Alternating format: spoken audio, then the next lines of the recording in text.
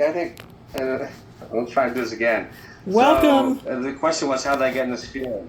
Yes. Yes. Well, first of Go all, I want ahead. to welcome everyone to the Golden Heart Banquet 2023. This is Michael Ennis. He's an absolutely outstanding therapist, one of the best I've ever met, and I'd like him to tell his story. So take it away, Michael. Okay. Thank you very much, Dr. Jenna. I appreciate being here, and thank you for this opportunity to talk tonight. Um, I I started out in the mental health field. Well, I've been in the mental health field, social service work for about 28 years, and I started out back in 1995 when I was first appointed to the Bucks County Youth and Social Service Agency as an advisory board member to working with juvenile youth and putting programs in place that were kind of on their way to juvenile detention centers and so forth, and helping them get their lives back together. And that was back in 1995. From there, I ended up working in various other places. I used to work for St. Francis St. Joseph's Home for Boys as a mental health counselor in intake and running two group homes and doing various other jobs as well in the mental health counseling field. So the question becomes, how did I get involved in this field? Well, that goes back to my childhood. And I didn't seek the job out as some people go to college and they get a job. The job kind of sought me out. It was more of a vocation. And that goes back to my childhood. As a child, I had many challenges that I experienced. And some of that was I had two forms of epilepsy. I had grand mal seizures and partial complex seizures. I had a problem with my right leg in which I had to wear a brace because I couldn't walk correctly. And I had difficulty with learning comprehension and reading. So I had some issues that were challenges in school. And they were complicated because, I was kind of picked on. There was a lot of bullying and discrimination from other kids. A lot of the kids didn't understand epilepsy, and so they used to make fun of you, and it was a real challenge. And not just from the students, but from the teachers. The teachers back then did not have the support, structure, or instruction on how to educate a student like myself that had these issues. So there was no outside services. There was no people coming in like we have today. So there was a lot of difficulty with that in the educational system. I was very blessed to have wonderful parents, my mom and dad. My father was a big supporter of mine. My father, was always telling me that I could achieve anything I could do. He believed in me. He never doubted me. He just used to say, Michael, you can do things, but it might just take you a different path or a different way to do things. A little bit longer, but you still can achieve things. So I always had this positive attitude that no matter what I was in front of me, I could do it, and I was going to overcome it. Um, and it was a challenge, but thank God for my dad. My dad instilled this ability into me to achieve things, no matter what. And my dad gave me this strength of grace that he had to see life that way, to see that I could overcome these things. And my dad gave me that example too, because not only did he do it for me, but he did it for the kids in the neighborhood. The kids in the neighborhood, the kids that were less fortunate. My dad would come home from work and he would throw the ball with the other kids in the neighborhood, and he would give them confidence too. So my dad did a lot for the neighborhood children as well. And I saw this example. And as I got older, and I achieved things. I got my driver's license when I was 26. And they told you when you're epileptic, you'll never drive. But I got my driver's license when I was 26 years old. You know, I, I did things that, technically weren't supposed to do or you achieved. So that came from my father. And, that instilled in something in me that all of a sudden I wanted to give back.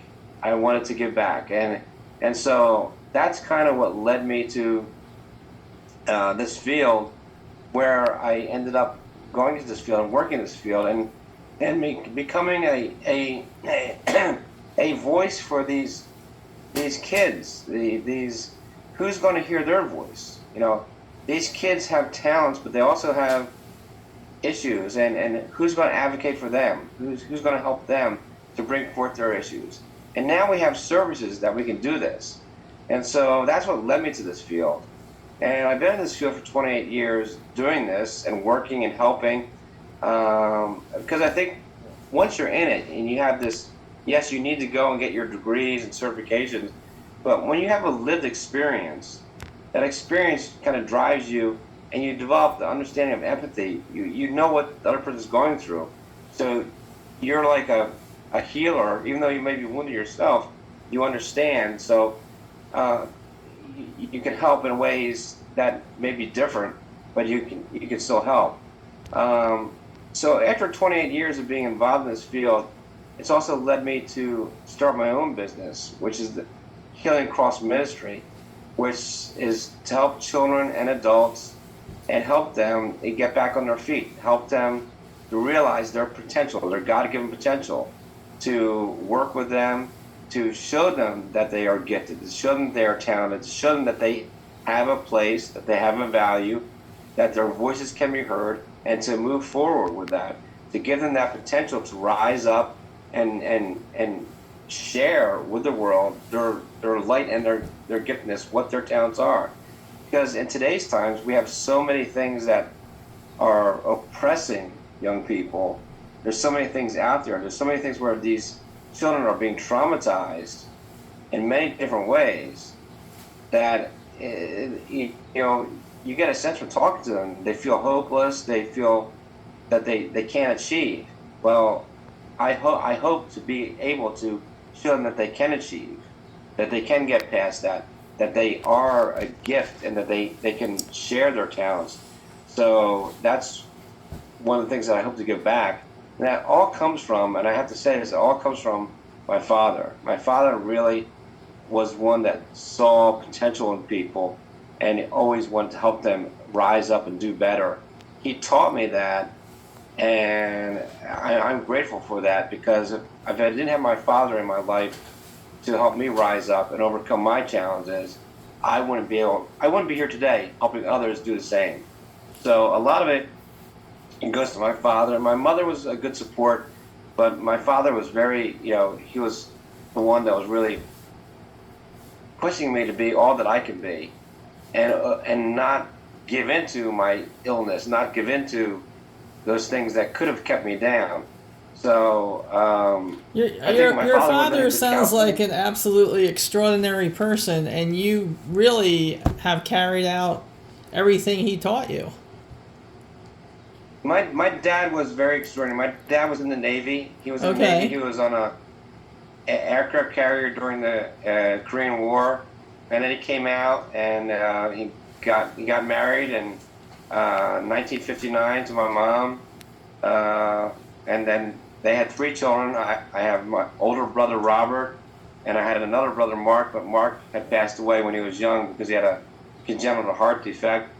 And my dad went to night school. He worked in the factory during the day, and went to night school and got his certification to become an accountant. And he worked many years in Trenton for an industrial supply firm as an accountant. And when that company folded, he went and worked for the Great Nuns of the Sacred Heart as their business manager. And my dad coached basketball and for many years, and did a lot of volunteer work with at-risk young youth and so forth. And he was just a very humble guy, but very saw the need and just went out and did it. And I think that's where I learned a lot that my dad gave back to society and communities, but he also, you know, took care of his family, and he also saw that, you know, I had potential, and he was like, "We're gonna make it happen. You're gonna do this," and he wouldn't let me give into anything. He wouldn't let me give into. Yes, he acknowledged, yes, you have epilepsy. Yes, you have, a bum leg. Yes, you have those things, but that's not going to stop you. We're going to overcome that. And he was just very positive about it, and he's very prayerful.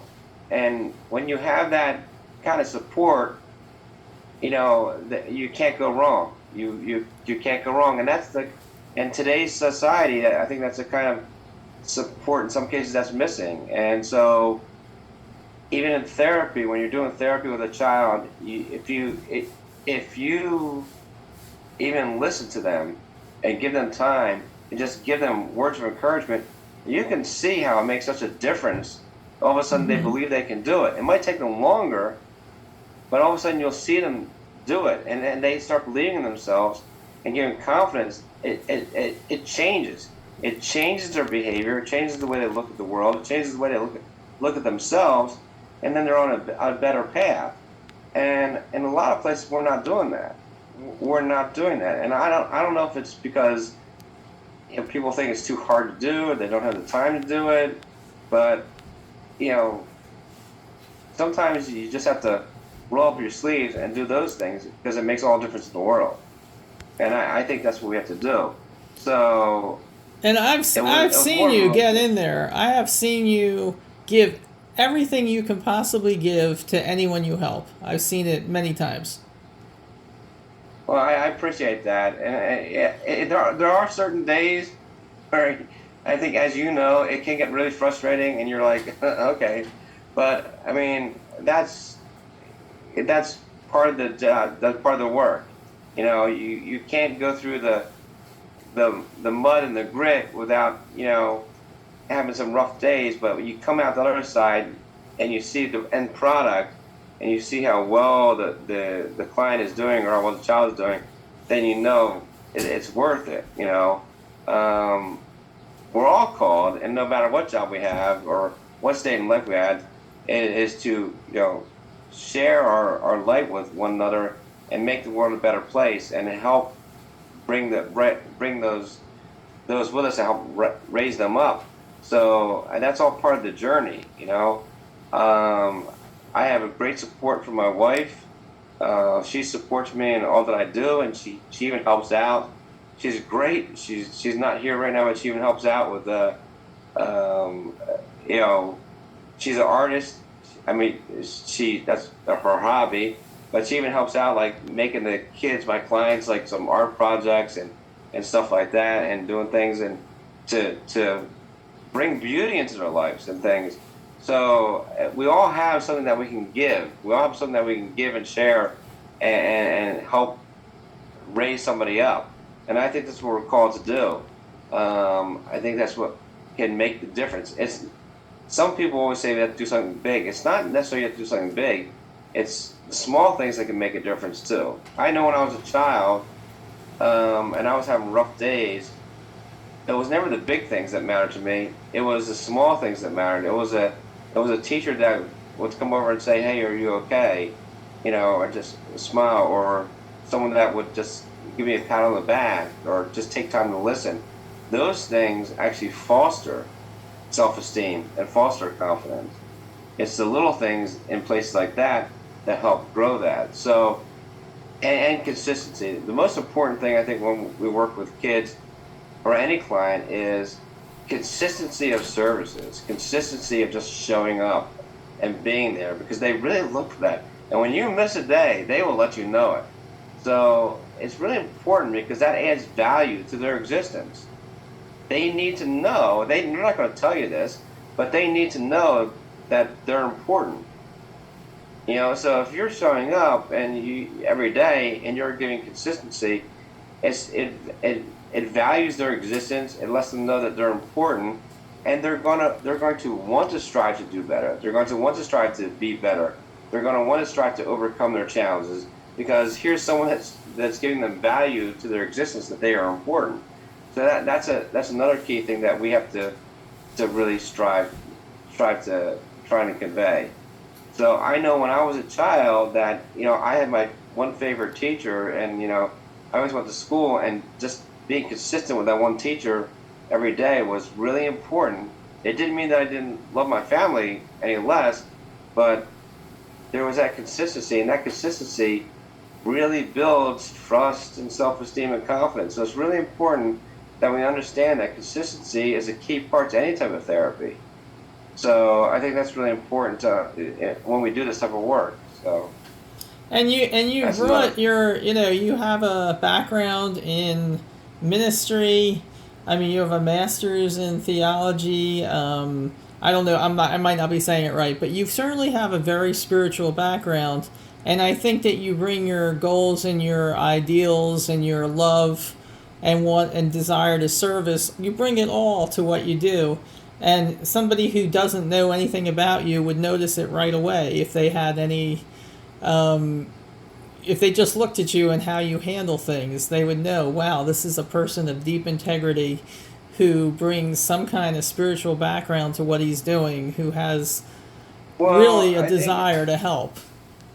sometimes you're not. They tell you you're not supposed to say that, but it's true that anytime you do therapy with anybody, an adult, a child, anybody, you know, when you're working with a person, you're not only working with them to heal their wound or whatever the situation is, whatever the clinical diagnosis is, but everybody that walks the face of this earth has a soul, and we know that the soul responds to, you know, a a spirituality, a life of prayer, a life of healing. And so when you treat a person in the aspect of compassion and mercy and understanding, as you're working with them from that aspect, you're also treating the person's, and you technically you're feeding the soul. And if you feed the soul, then soul helps heal the person. If you tap into that. So if you treat a person with compassion and understanding, and from a spiritual perspective, and you show mercy and understanding, and you incorporate that into your therapy, then you're actually treating the what we call the mind, body, spirit, and soul, the whole person. Not just you're not just treating the mind, where the cognitive problem might be. You're treating the whole person. So if we want to effectively heal somebody or help them get better, we need to treat the entire person, which is the mind, body, spirit, and soul, the whole person, the integrity of the whole person.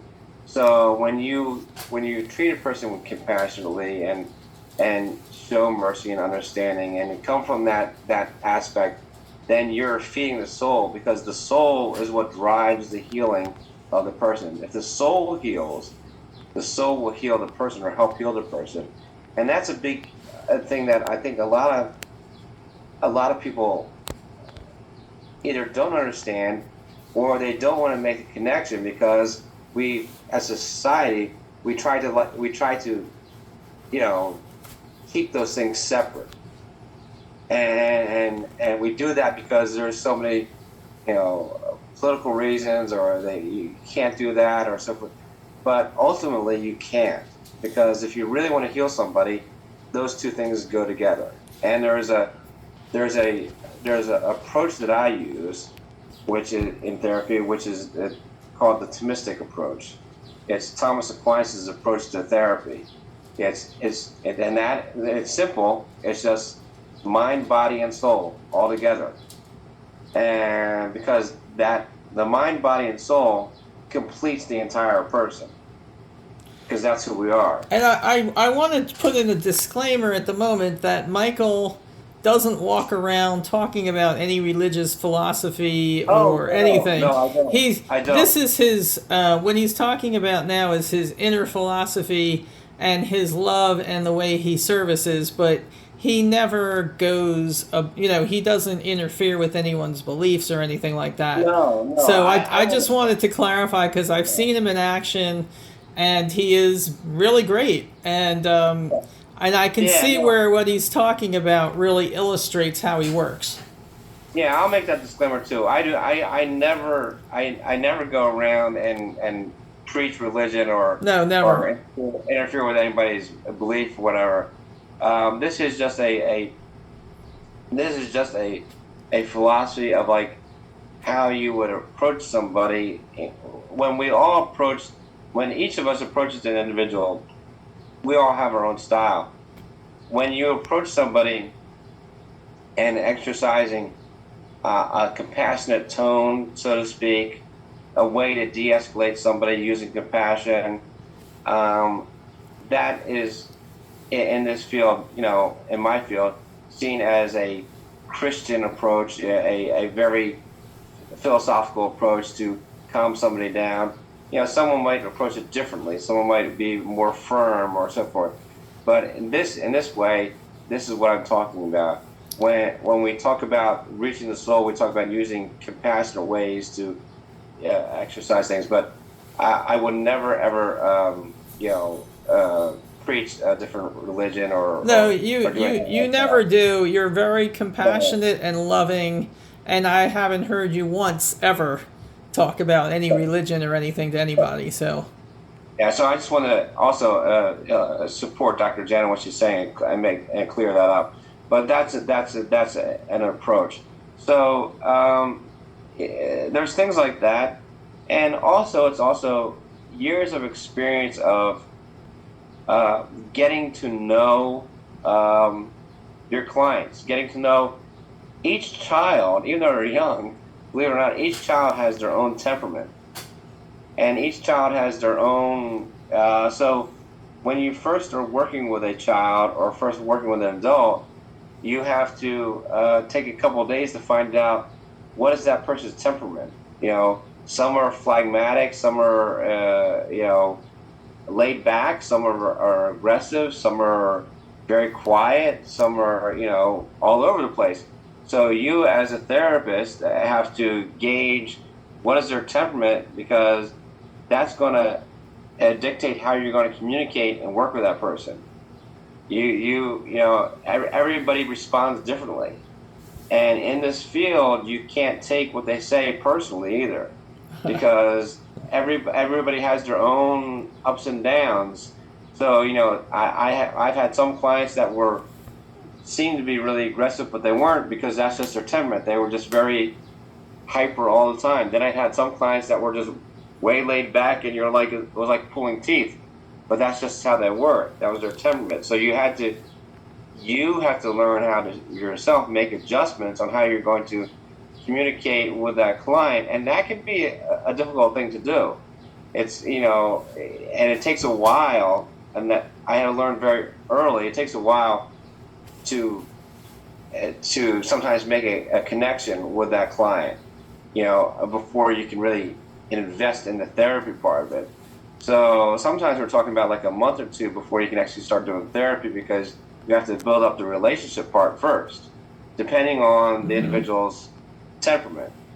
Sometimes if the temperament makes it you hit it off right away, then you can start jumping right to the therapy right away. And those cases are great. Other times, as you know, Dr. Jana, you get a case where the temperament is like all over the place, and you're spending 2 months just trying to work on the relationship part before you can even do the therapy. And you could be banging your head against the wall, like, what is going on here? So those are some of the challenges that you have, and how you communicate and work, and it can be up and down. But that's what we're called to do. We're called to filter out all of that. We're called to learn how to communicate. We're called to not only just work with the client, but we're called to look at ourselves and how we grow, and how how does this affect us, or how does this reflect on what I'm doing? So those are some key things in that regard as well that make the job interesting and challenges, because I find that the job not only challenges you to help the client, but it challenges you to grow and you to constantly look at yourself. Like, what am I doing? Am I doing anything wrong, or am I doing anything right, or how can I grow from this experience? So it's challenging that way, but it's also very rewarding, because when you work with a client and you've been working for 90 days, 4 months, 3 months, 4 months, or even 6 months, and you've been working on one thing, one behavior, one thing, and all of a sudden there's this one day where you walk in and the kid gets it, and it's like boom, and you see the behavior change, you're like, you almost want to celebrate right away. You're like, yes, and then all of a sudden the kid takes off from there and things start going good. So there are many, many days where I come home and my wife will see me as like, it was one of those days. And I was like, yep, again. And it's just, but that's part of it.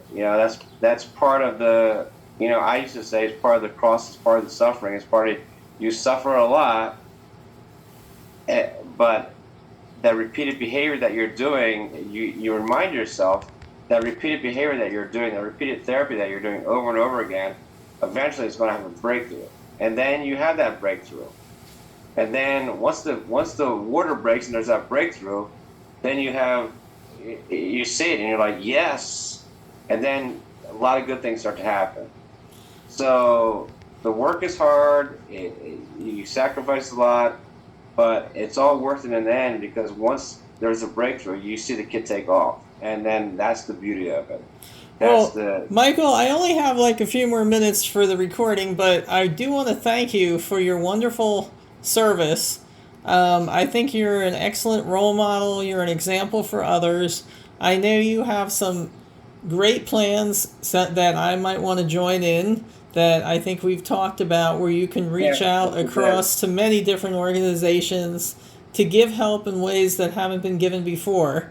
And I think we might need another video on that.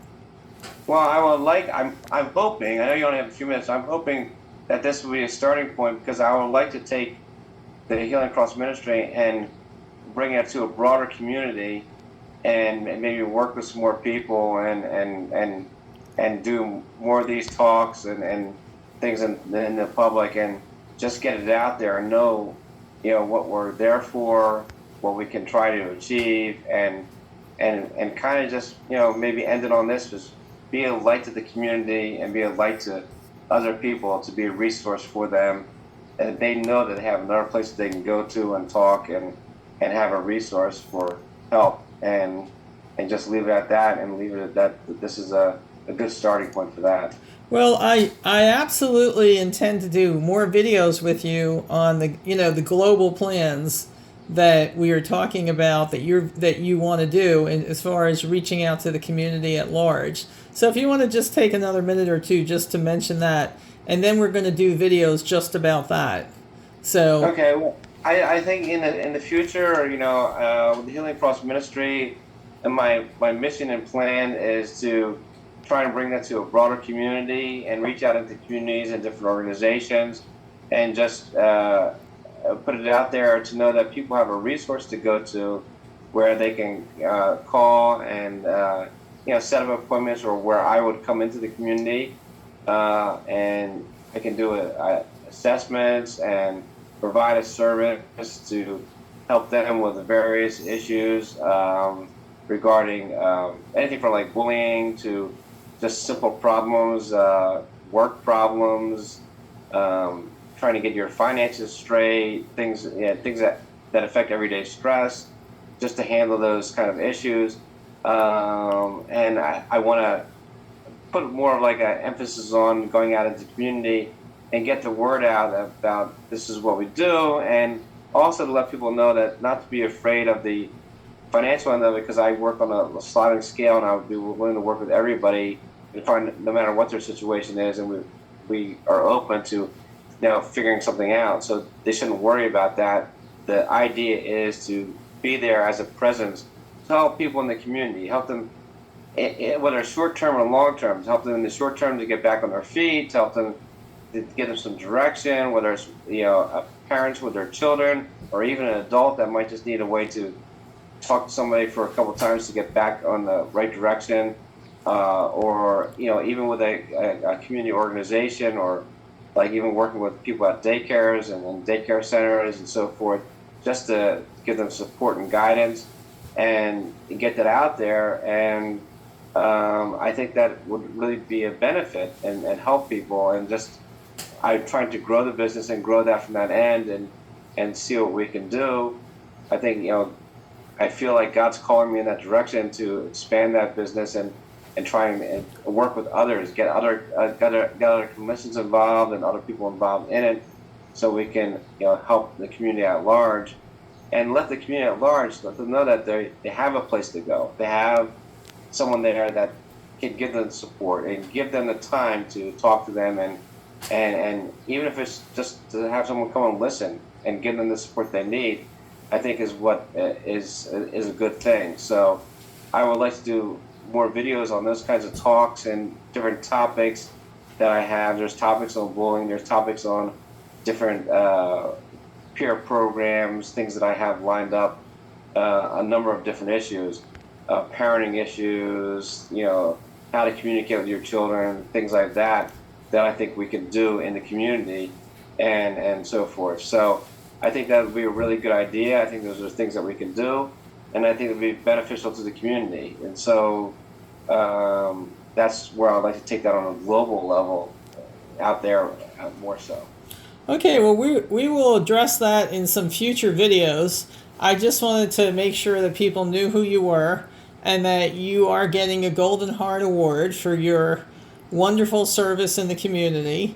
So I'm sure you'll get to know more about Michael, and you can come out and meet him at the Golden Heart Award banquet. I'll put a link to some of the information. As always, you can reach me, and it is an ongoing mission to honor the unsung heroes in the community. So thank you all for being here. Thank you, Michael. I really appreciate you filling us in all about your great work. And you certainly are a gem among many, really doing a marvelous job. So thank you for being here, and we will see you all soon. Thanks again. Thank you, Dr. Jana. Thank you. You're very welcome. Bye-bye. Bye. Recordings.